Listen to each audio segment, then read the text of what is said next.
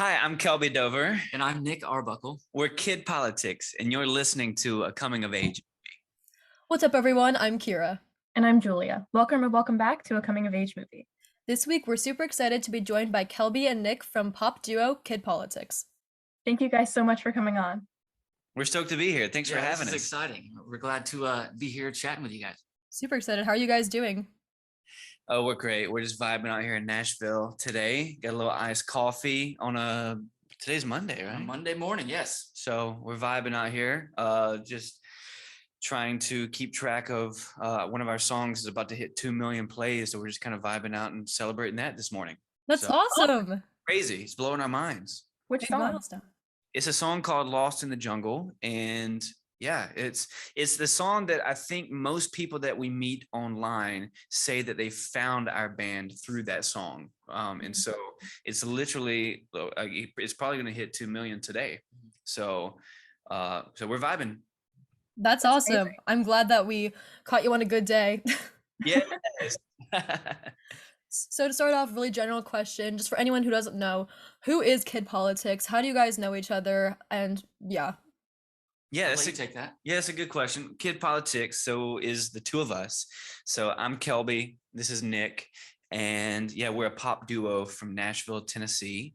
We're kind of like an alt pop rock kind of situation, and so we met each other a few years ago in town. So Nick is from Texas originally. I'm from Georgia, and we moved here in 2015.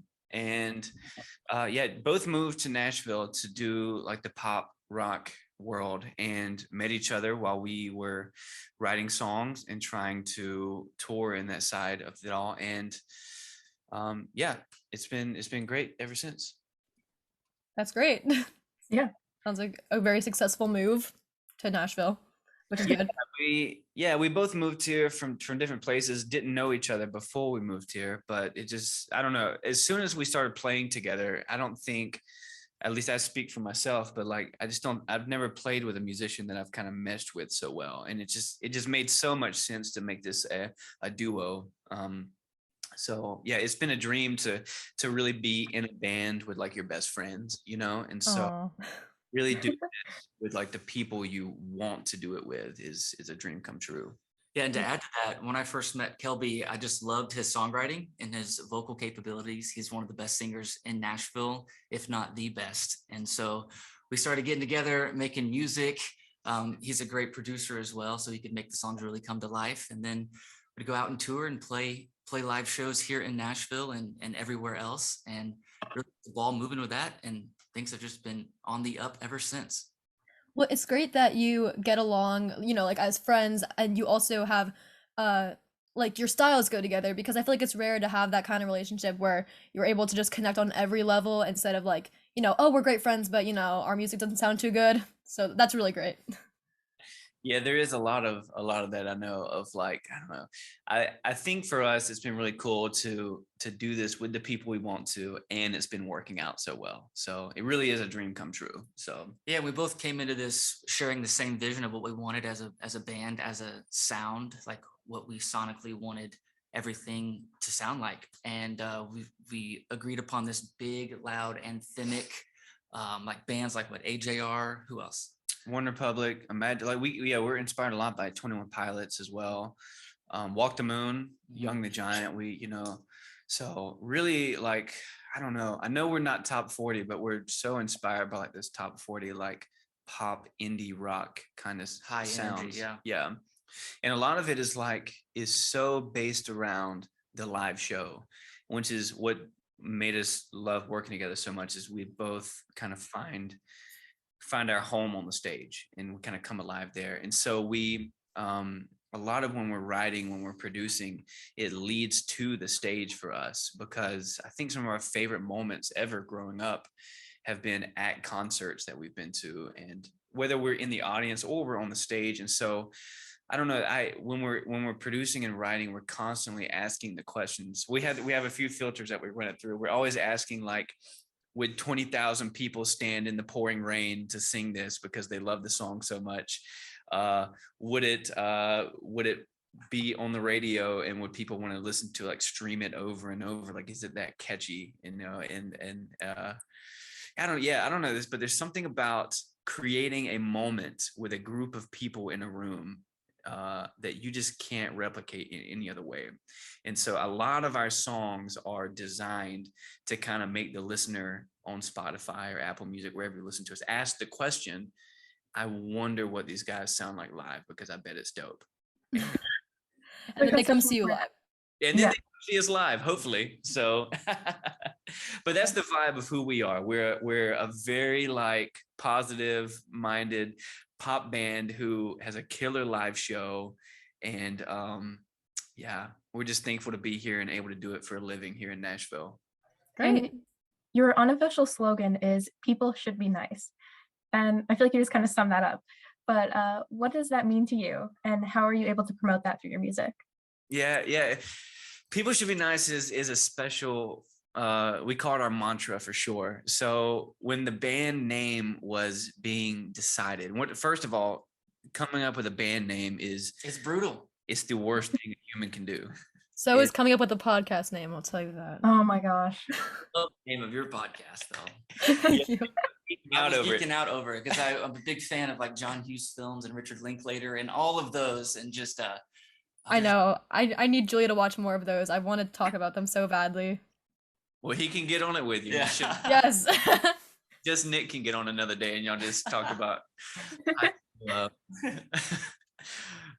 No, people should be nice. So when we came up with the band name Kid Politics, the mantra "people should be nice" came all together at the same time. So I was scrolling through social media and I found this photo of this young girl. She's probably 3 years old or so, and she's on her dad's shoulders holding a sign that she can't read because she's so young, but it says "just be nice" is what the sign says. And I remember sending it to Nick and just being like, this is everything. And it started a conversation for us of, honestly, even outside of the band name, it started a conversation for a moment of, what if adults started treating one another the same way kids treat one another on a playground?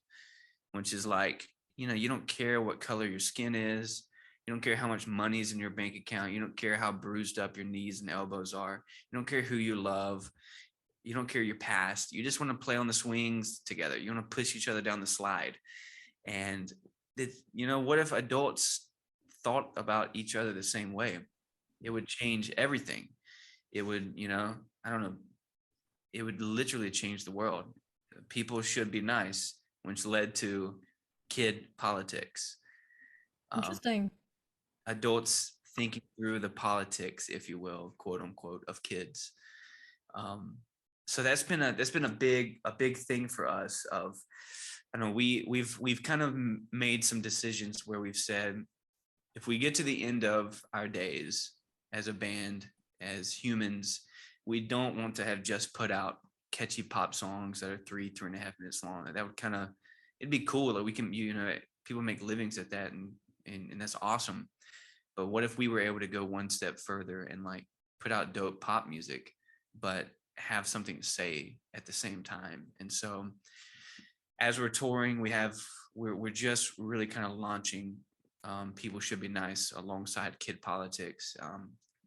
And we have big dreams of doing things in different cities as we tour, and in Nashville. And we can talk about some upcoming things a little later in the podcast. But it's helped us define who we are, what we want to say, and it just makes Kid Politics way bigger than just two random dudes who met each other in Nashville, because our vision is so much bigger than just even Nashville. It's really kind of bringing people together in a really cool way. And there's nothing that you can bring people together with easier, I feel like, than music.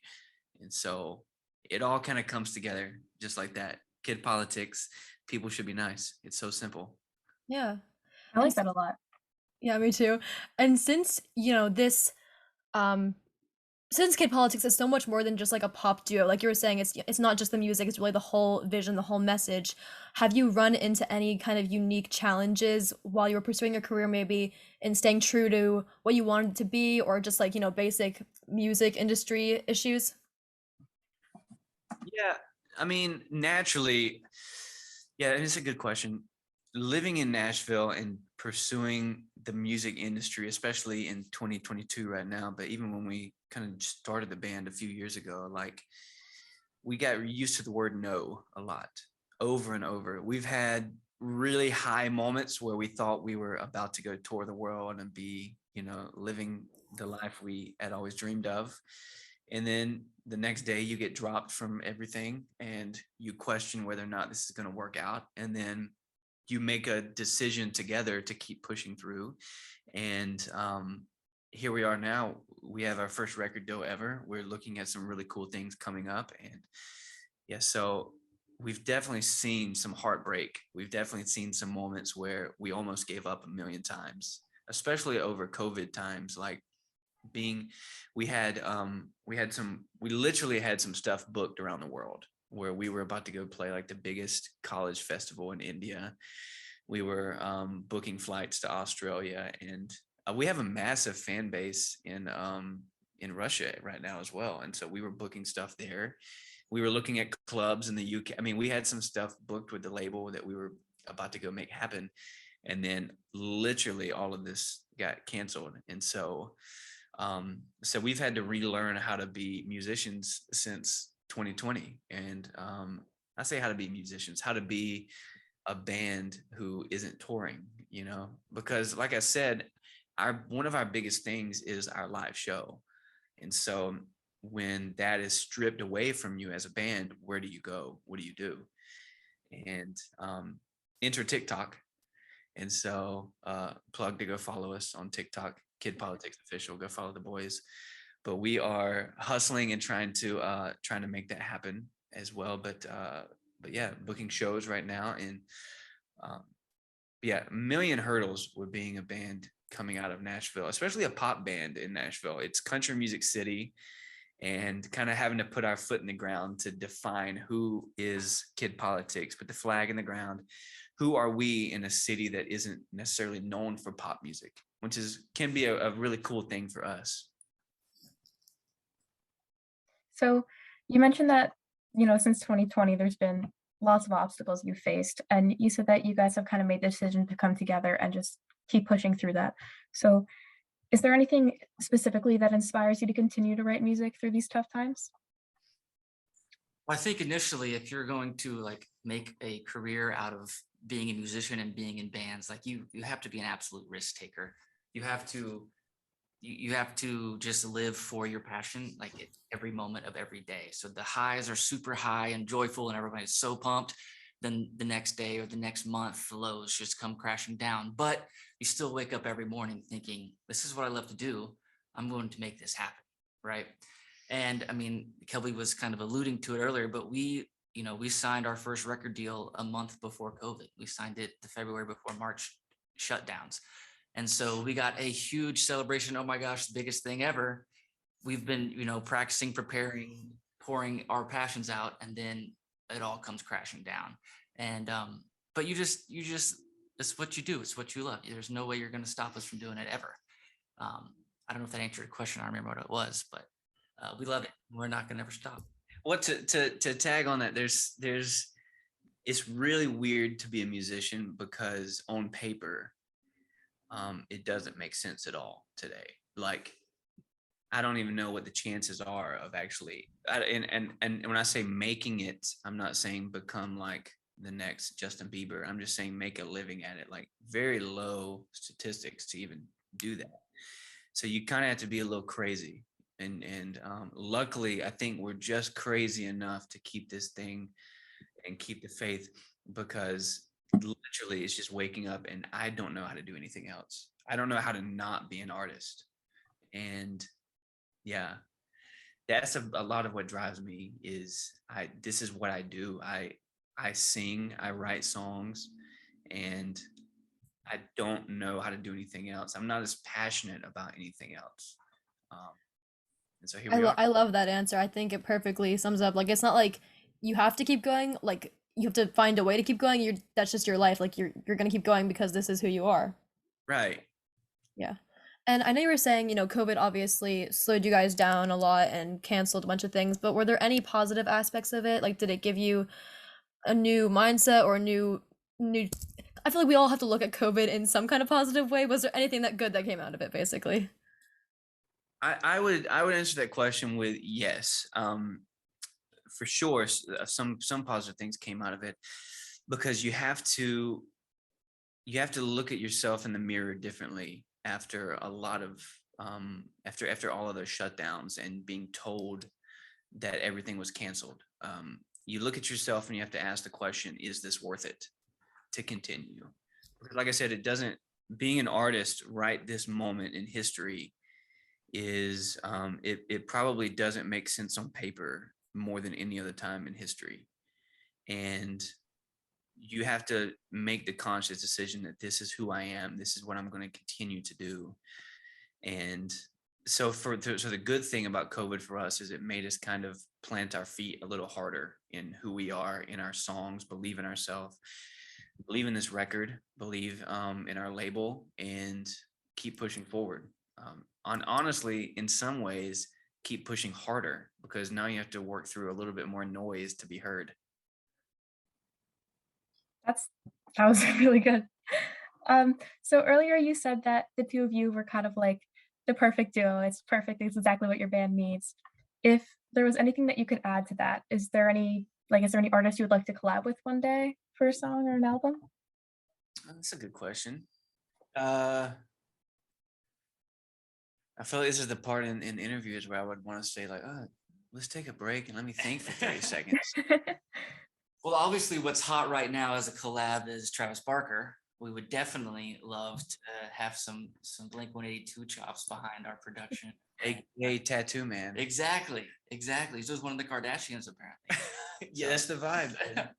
No, but he's an insane drummer and an awesome producer as well. And so him jumping on board would be amazing. But who's out of the box? He's out the box, dude.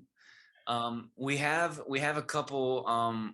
We've worked with a couple of DJs from Europe lately that low key we might be dropping some of their some stuff. We've collabed with them maybe later this year. But yeah, Interesting, because like you give a bunch of artists like Imagine Dragons, 21 Pilots, Walk the Moon, like that you kind of felt inspired by, or that you felt similar to, but would you not want to collab with them because you want to kind of have some different taste in your music?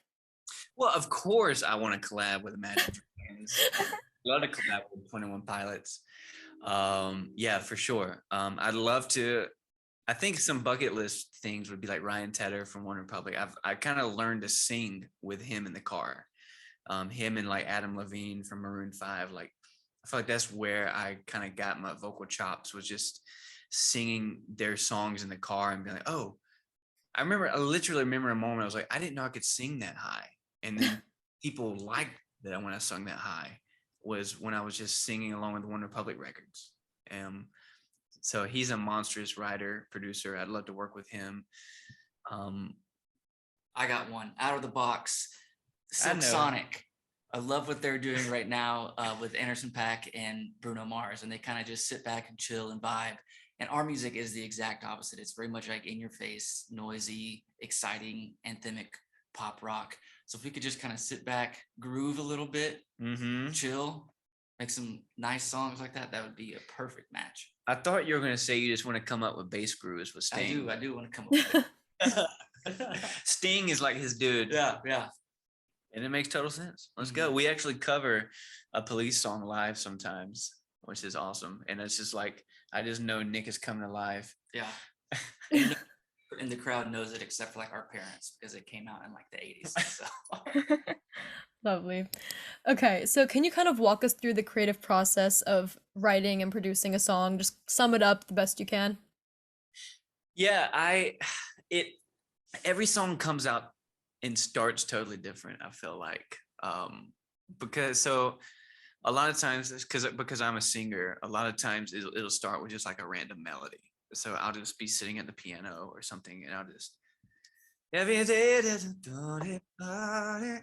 And I don't even know what that is, but I just made that up in the moment. But like maybe I'll find some lyrics that fit that melody or something. But and then next thing you know, you have part of a song.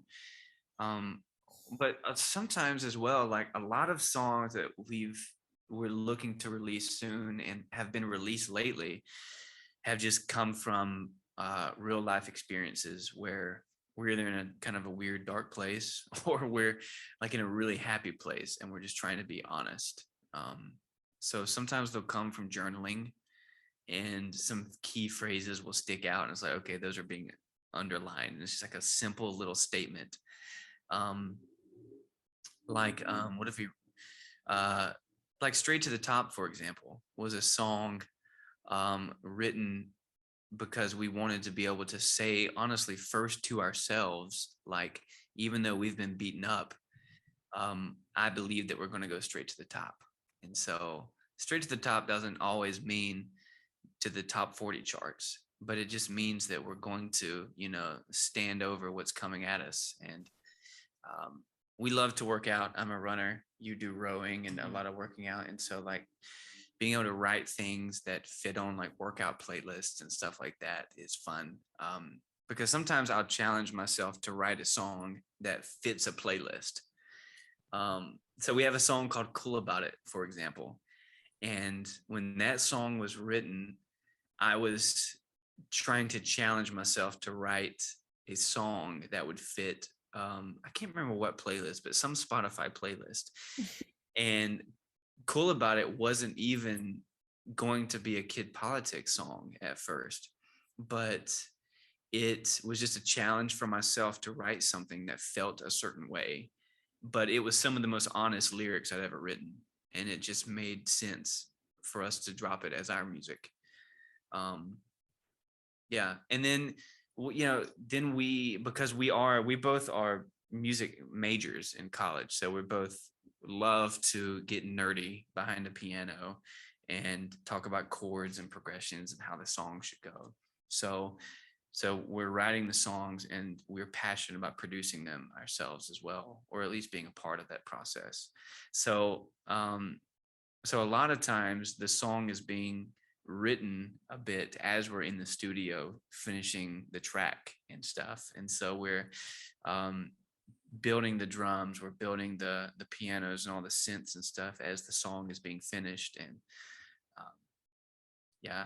And once again, we're always asking the question, how is this going to go over live? Is this chorus cool enough? Is it big enough? Is it special enough of a melody, of a lyric that 20,000 people would stand in the pouring rain getting drenched because this is their favorite song in the world? We want to be that band. And so that's important for us. Another big thing, I remember being at a OneRepublic concert one time, and this moment changed the way I think about live shows, the way I think about, honestly, pop music in general. I was at this OneRepublic show, and on one side of me was this like teenage girl and her mom, and on another side there was like this older gentleman, probably in his 60s or so. And OneRepublic played their song Apologize, which is like piano ballady kind of song. It's too late to apologize. It's too late. And it's it became a special moment live because I sat there watching thousands of people respond to this song the same way, which is super emotional. So like the teenage girl and her daughter were crying. This 60-year-old dude over here, I had no clue who these people are. He's crying.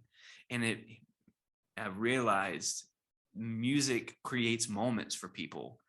And it's not just like, oh, there's this song that touched people. It's like we all in this stadium had one moment together.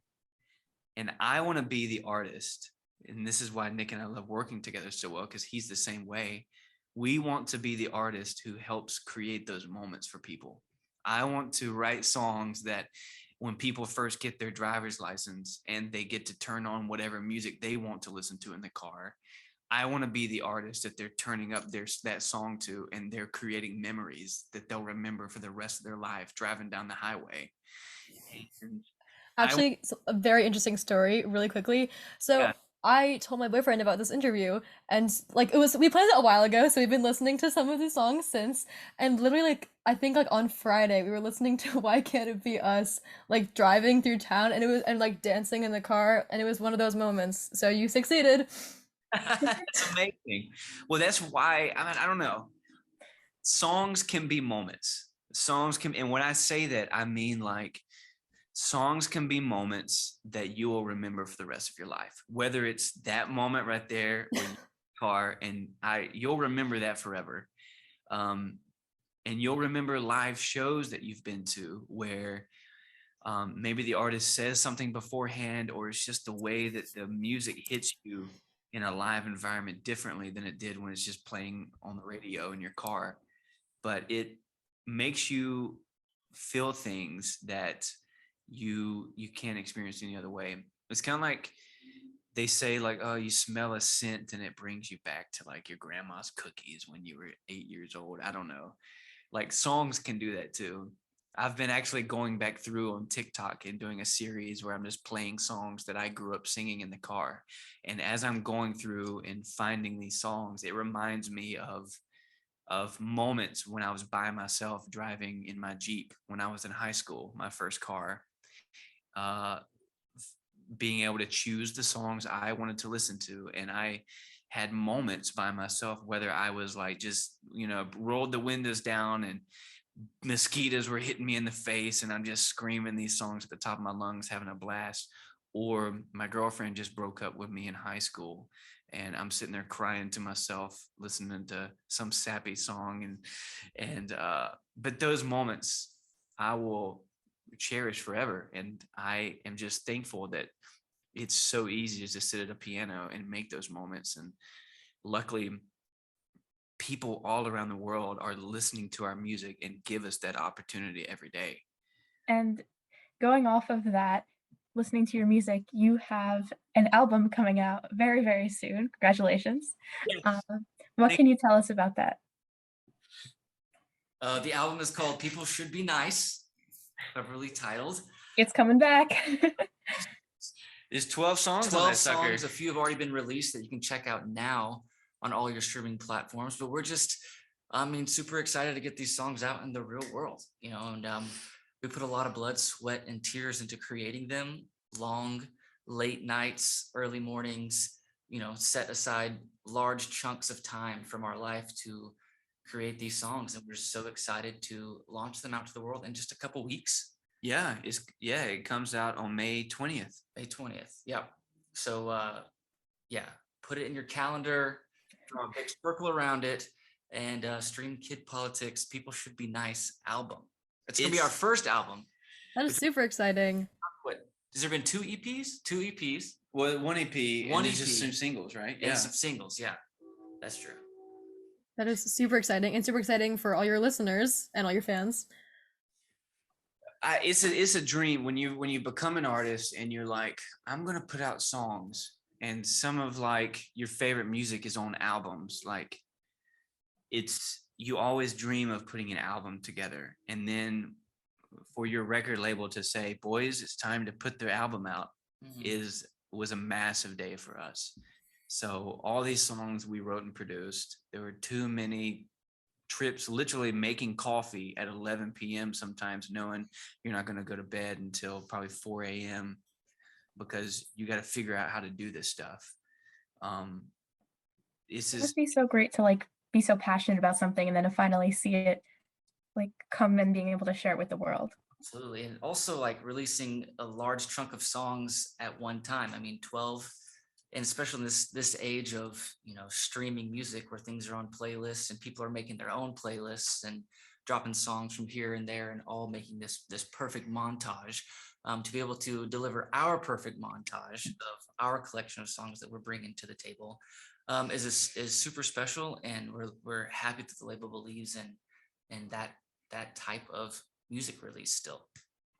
Another thing too is I get asked sometimes by friends who are other musicians and stuff in Nashville. They're like, today in 2022, it's like you should only release singles. They say they're like, just release like one song a month, and like you just got to push the single, and it's got to be its own thing on TikTok and this and that. It's like, why are you doing a record, an album of 12 songs? It's like, because I dreamed of doing this since I was a kid, and I don't know, like no algorithm is going to stop me from living my dreams out.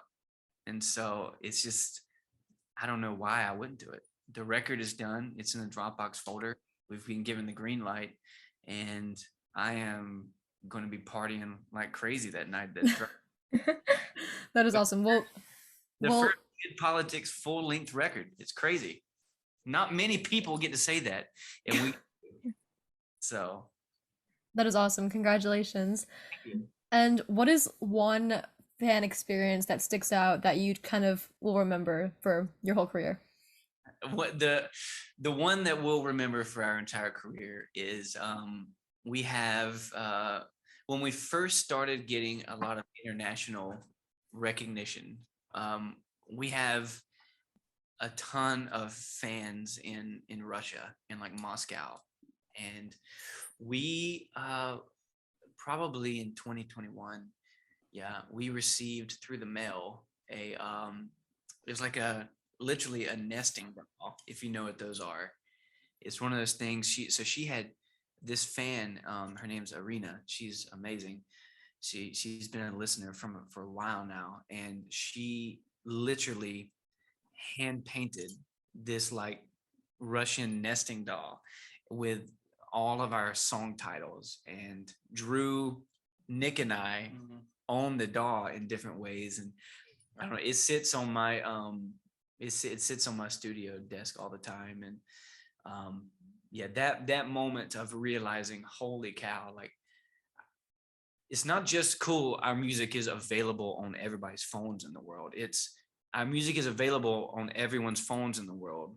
People in different countries that we've never been to are choosing to press our name on a playlist every day and listen to us. And they cared enough to follow us on social media, DM us and ask us for a mailing address, hand paint a nesting doll, like a multi-layered situation, and mail it to us. And that kind of moment is special, because it's just, I don't know, it's just to know that you are creating something that people care enough about to physically do things like that blows my mind. And earlier you had said that you had a bunch of future plans you wanted to talk about. So the floor is yours.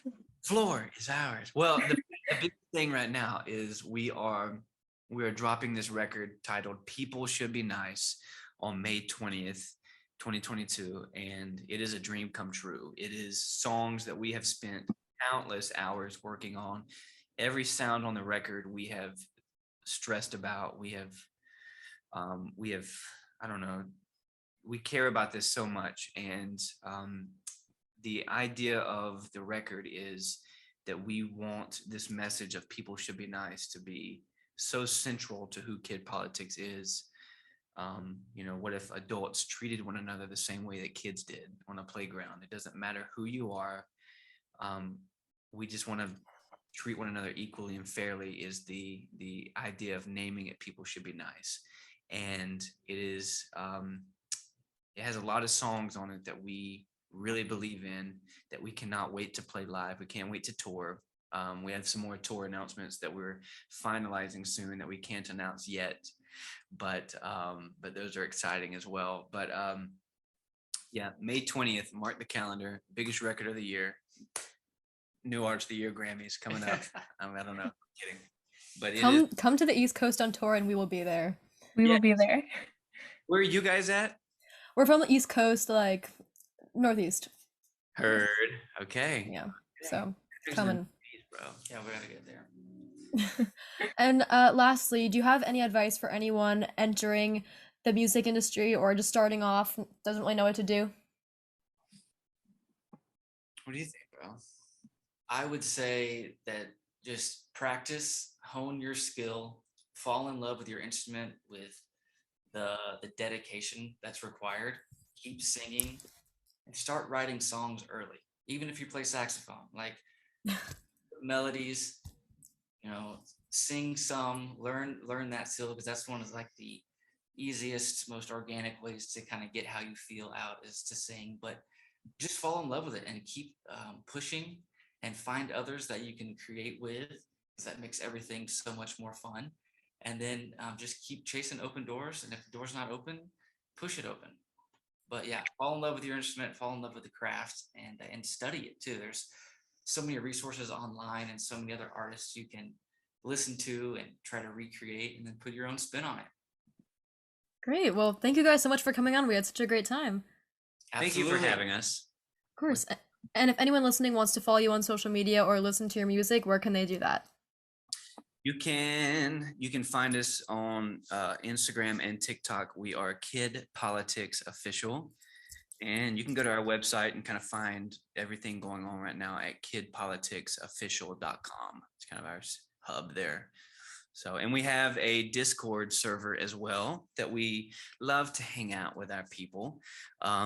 So you can find that link as well on our website or at like our link in bio on any social media. So that's where like Nick and I are always on Discord. We kind of leave it on in the background while we're kind of working in the studio every day, and love to hang out with people. So we get on there and we share new music that we've never heard of with each other. And I don't know, we talk about movies.